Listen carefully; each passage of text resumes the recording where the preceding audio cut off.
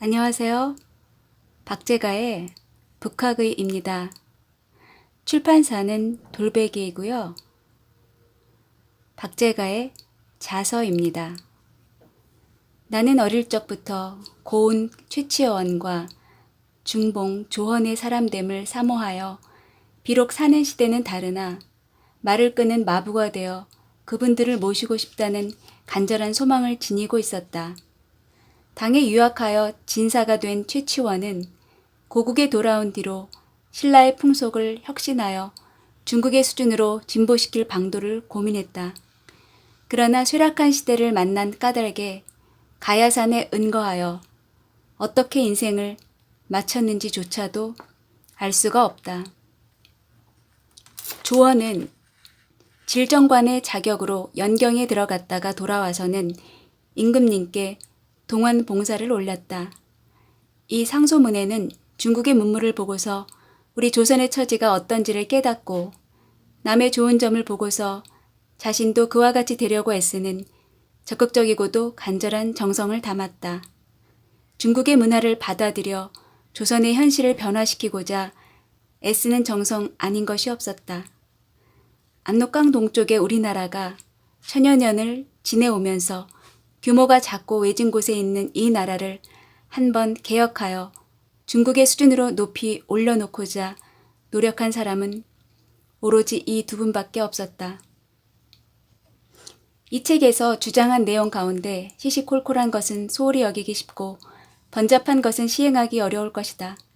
그렇지만 과거의 제왕은 백성을 교화할 때 집집마다 찾아다니며 일일이 가르치고 깨우치지 않았다.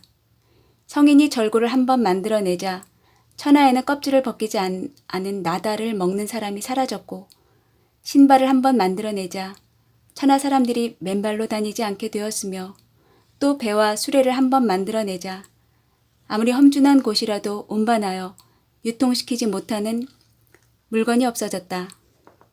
그와 같은 방법이 얼마나 간소하면서도 쉬운가.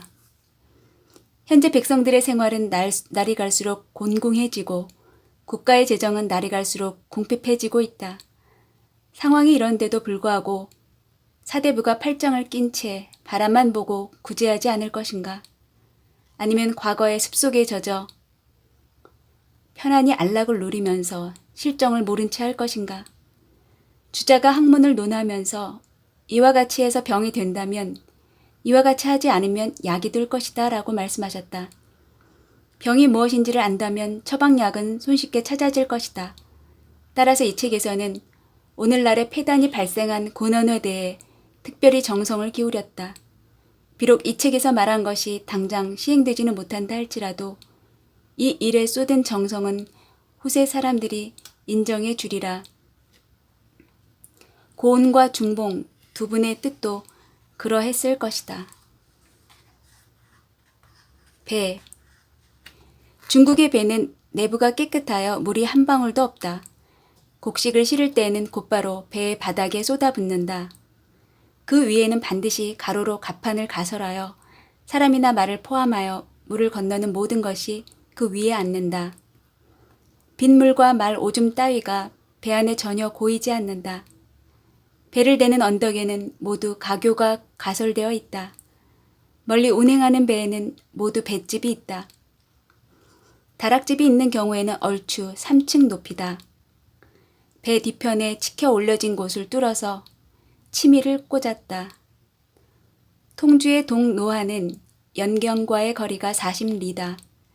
남쪽으로 직고해와 통하는데 모든 좋은 선이 여기로 들어온다.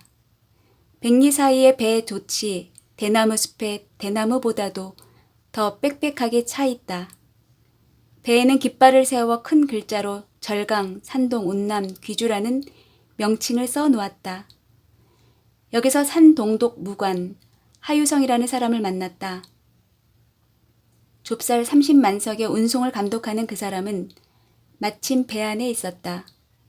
배마다 각기 무명으로 만든 자루를 곡물 수량만큼 실었다가 여기에 도착해서 비로소 곡물을 자루에 담어 작은 배를 이용하여 옥하로 운반했다. 그가 탄 배는 크고도 아름다웠다. 사신과 나는 무관과 함께 그 배에 올라가 보았다. 배는 길이가 10여 길이였다. 무늬를 꾸민 창이 달려 있고 색칠한 다락집이 높다랗게 솟아 있었다. 안에는 내실이 있고 위에는 다락, 아래에는 창고가 있었다. 내부를 들여다보니 서화와 폐액, 휘장과 금침이 있었고 향기가 자욱하여 깊고 아늑한 느낌을 주었다. 구불구불 가로막혀 있어 얼마나 깊숙한지 짐작하기가 어려웠다. 우리가 배에 올랐을 때 깊숙한 곳에서 우리를 구경하는 부녀자들이 수놓은 저고리에 폐물로 장식한 비녀를 꽂고 있었다. 물어보았더니 하유성의 가족이라고 했다. 그는 우리에게 의자를 권하고 차를 내오라 하여 향을 피우고 필담을 나누었다. 주렴 넘어 창밖으로는 가끔 갈매기, 구름과 안개, 누대와 사람들이 보였고 또 모래사장과 강언덕, 돛담배들이 나타났다 사라졌다. 내가 머물고 있는 것이 물이라는 사실을 까마득하게 잊고 마치 숲속에 몸이 놓여 있고 그림을 두리번거리며 구경하는 느낌이었다. 이 정도라면 말리백길이 바람이 불고 파도가 높이 쳐서 때때로 위험하다 해도 바다에 배를 띄우고 멀리 여행하는 것을 꺼릴 이유가 없겠다. 먼 곳을 여행하는 중국 사람들이 많은 것이 당연했다. 우리나라는 수레를 이용하는 이익을 완전히 포기했을 뿐만 아니라 배도 제대로 이용하지 못한다. 배에 들어오는 물을 막나? 빗물을 막나? 아니면 짐을 많이 싣나?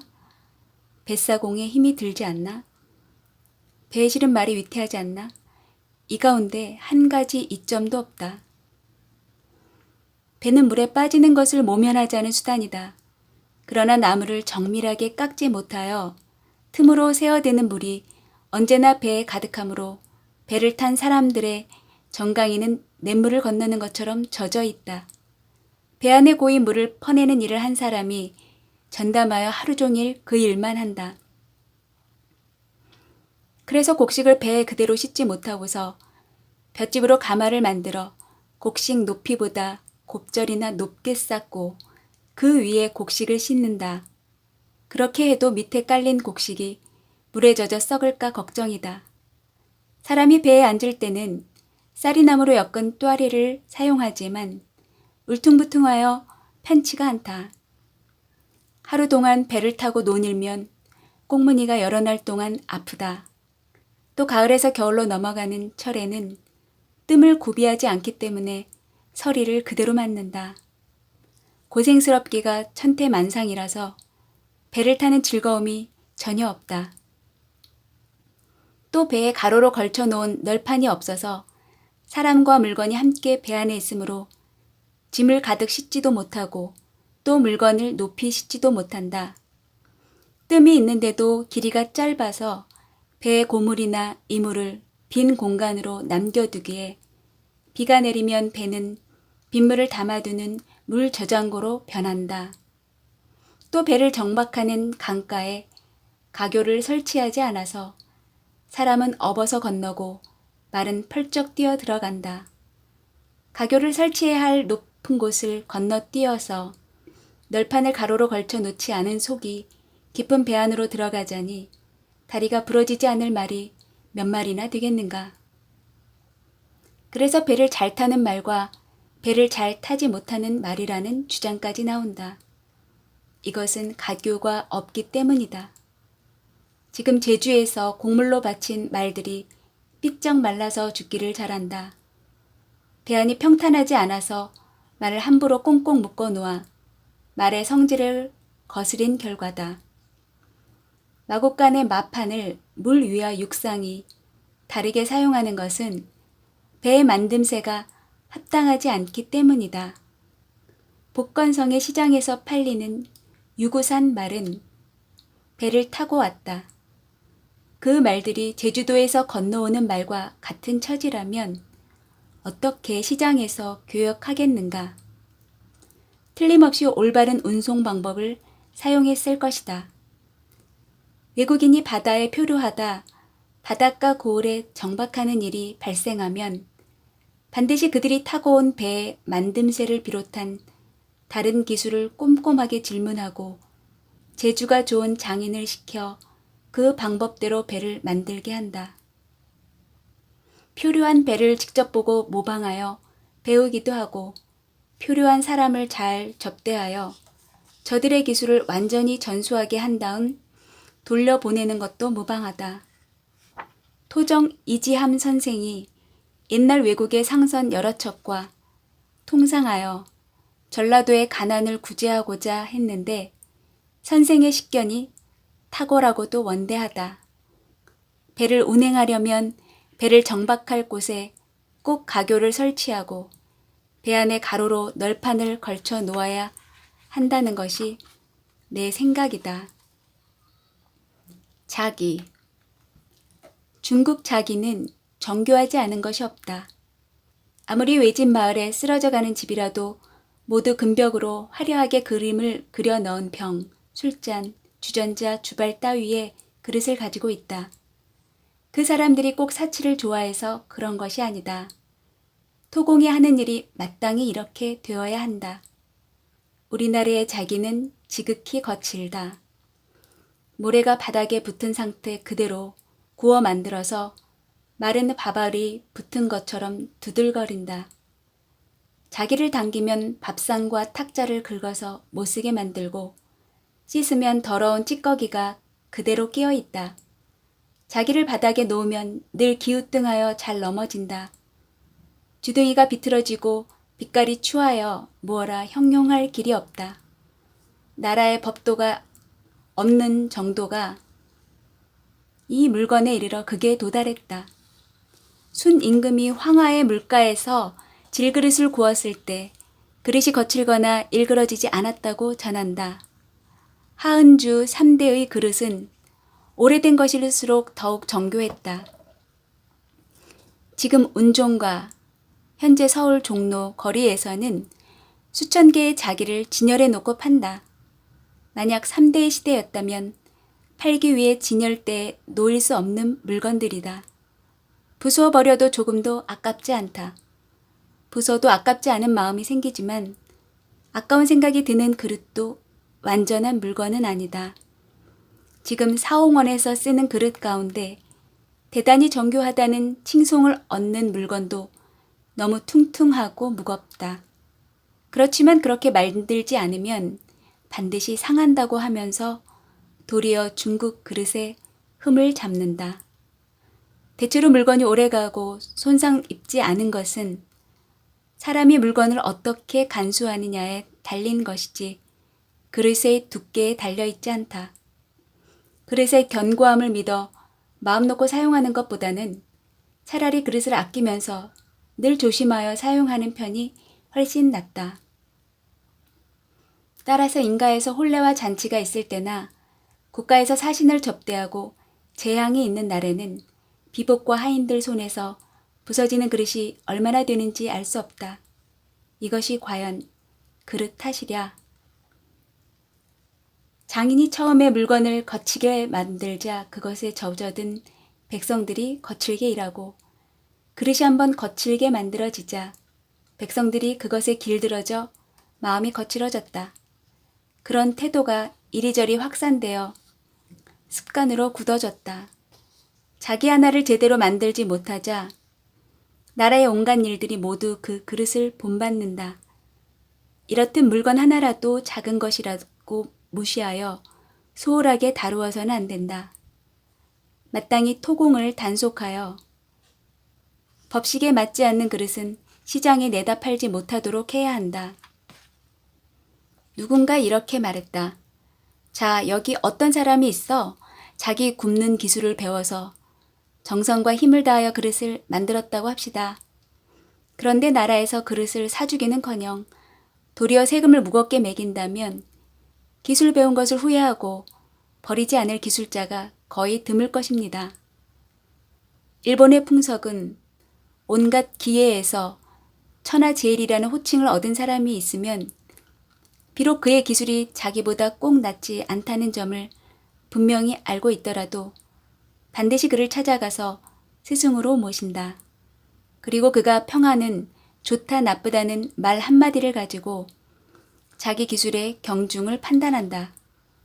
이것이 기회를 권장하고 백성들을 한 가지 기회에 집중하게 하는 방법이 아닐까?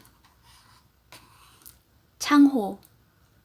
단청을 칠하지 않았다면 창틀 밖에 창호지를 바른 창이 많다. 창은 대개 방 안에서 밀어 열기 때문에 바깥쪽을 바르면 종이가 손에 닿지 않는다. 비바람은 바깥에서 불어오기에 바깥면에 창호지를 바르면 벗겨지지 않는다. 햇볕이 곧바로 들어와 창틀에 그림자가 지지 않아서 곱절이나 환하다. 또 창살에 먼지가 쌓이지 않는다. 이런 것들은 작은 일에 불과하지만 반드시 눈여겨볼 점이 있다.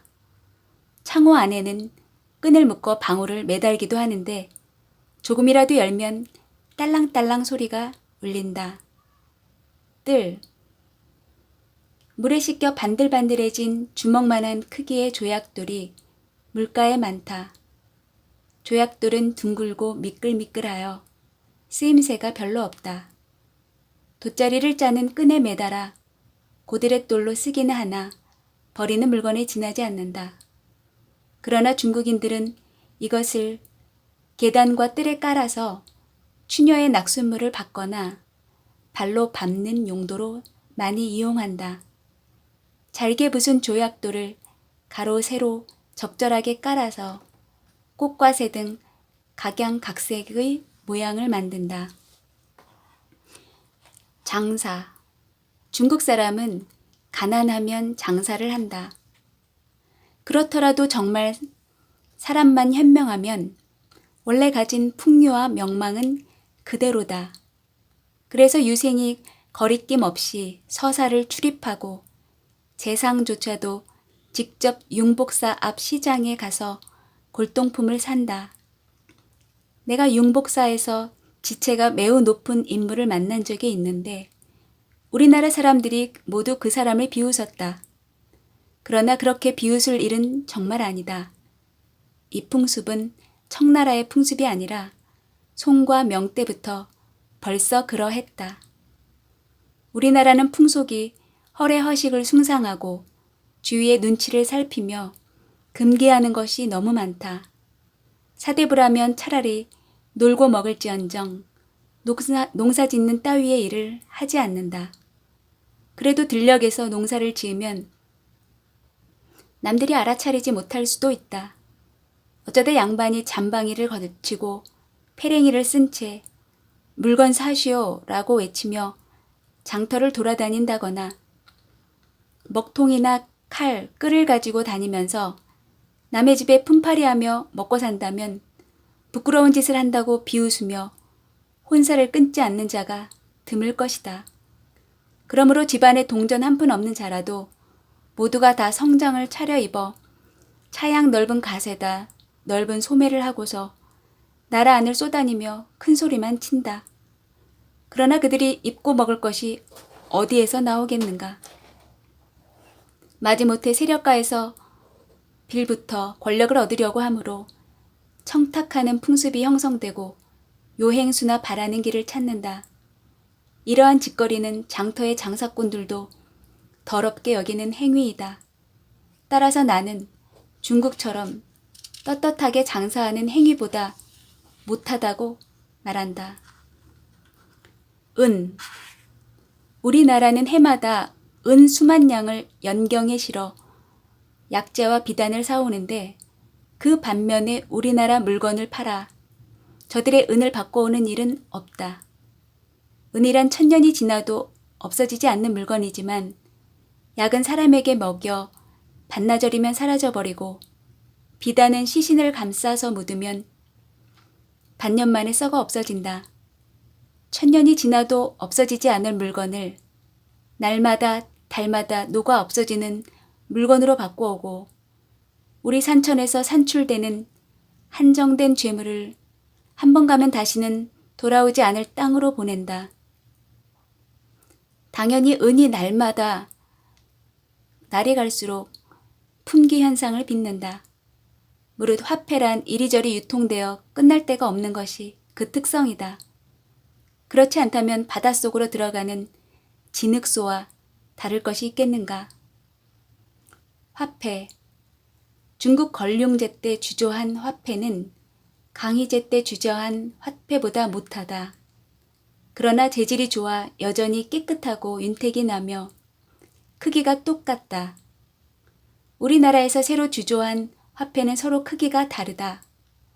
게다가 주석이 많이 섞여 결이 성글고 재질이 물러서 꺾어질 수 있다. 최상책은 지금 동전의 수량이 많으므로 굳이 새로 주조하지 않는 것이다. 차선책은 동전을 주조하는 틀을 반드시 똑같이 만들어 동전의 형체를 완전하고 순수하게 만드는 것이다. 그 다음 차선책은 동전의 주조에 들어갈 비용을 들여 중국의 동전을 수입하는 것인데 그러면 몇 곱절의 이익을 볼 것이다. 연극.